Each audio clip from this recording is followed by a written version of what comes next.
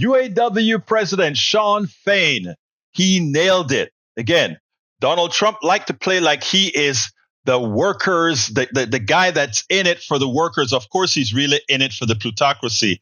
He doesn't fool Shawn Fain, who is the president of the United Auto Workers Union.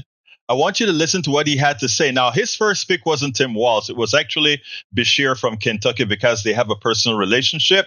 But ultimately speaking, he points out why, you know what? Tim Walz is an excellent choice, is the excellent choice. Listen to this, and then we'll take it on the other side.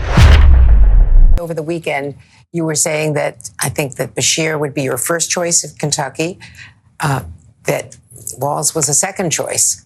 You didn't like Kelly because of a vote that he took in the Senate on that right to organize, and the fact that, you know, that he's a teacher and all the rest, the teachers will be behind him. And, you know, very frankly, the fact that Josh Shapiro sends his kids to Jewish day schools, to private schools. Oh, thanks for having us, Andrea. Yeah, I mean, look, we weighed in on this, and look, I'll be real clear. We rated all the candidates as a board with our research team, listened to our members, and it was very clear. There were two candidates that stood out, and that was Beshear and Walz. And Beshear, you know, I had more of a working relationship. We've done a lot with him in the strike and stuff, but you know, we are ecstatic. Our board is ecstatic. Our membership's ecstatic about Tim Walz being the vice presidential candidate.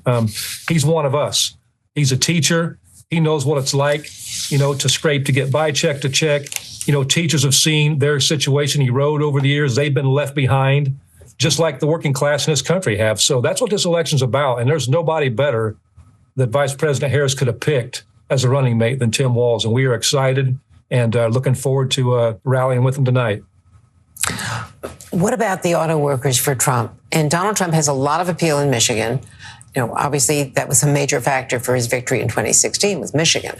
So how will this team do in Michigan? They're going to Detroit tonight. Team's going to win big in Michigan. And look, you know, there's a small minority of workers that support Donald Trump in auto, but, you know, a huge majority of UAW members and auto workers in this nation are going to vote for Kamala Harris and Tim Walz because they identify with them. They understand them. You know, that's what this election's about. This election, you know, Donald Trump talks about bringing the auto industry back. Let's remind people about facts, because that's something Donald Trump talks about alternate facts, which was what normal people call lies. You know, we talk about facts in UAW. We talked about facts in our Big Three campaign, how workers have been left behind. We create massive profits. And it's no different now. Working class people have been left behind because of policies of Donald Trump. Auto workers, when he was president, there were multiple plants closing. Donald Trump did nothing to help those situations change, to help keep those jobs here. But you know what? When Kamala Harris became vice president and Joe Biden became president, they went to work. They worked with us to turn around a situation in Lordstown, Ohio, where Donald Trump left workers behind and they got shipped all over the country. Under Vice President Harris, they're bringing those workers home. And let's go back to 2019 when Donald Trump was president. GM workers were on strike for 40 days. Donald Trump was missing in action. He did nothing and said nothing. You know who joined striking GM workers on a picket line? Kamala Harris did. And that's when it wasn't a popular thing to do. She stood shoulder to shoulder with our members. And in 2023, Governor Tim Walz of Minnesota was right there on the picket line with our members. So we know who's there for us, and we know who's all talk. Donald Trump's all talk. Kamala Harris and Tim Walz, they walk the walk. So yeah, he points out something that is very disconcerting, that there are a minority of workers within that union they're still supporting Donald Trump. Yeah, there are always people who don't mind putting their well-being against ahead of their prejudices or against their ideologies.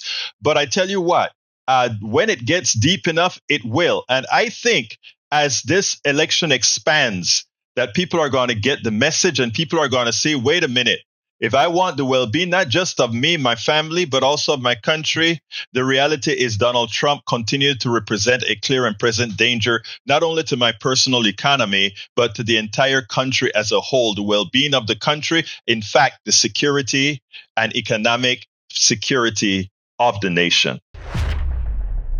We spend a lot of time deconstructing the news, trying to parse it into a form that everybody can understand. We try to find those little nitpicks where it flies above the fray, etc. If you really like these videos that we do, I want to ask a big favor. Please go ahead. Number one, subscribe to our channel, and number two, please join if you can. Thank you so kindly for watching. Keep watching. Please remember to share. We must populate the entire internet with our progressive message, a message that we know is what most Americans say that they want. So help us, please join.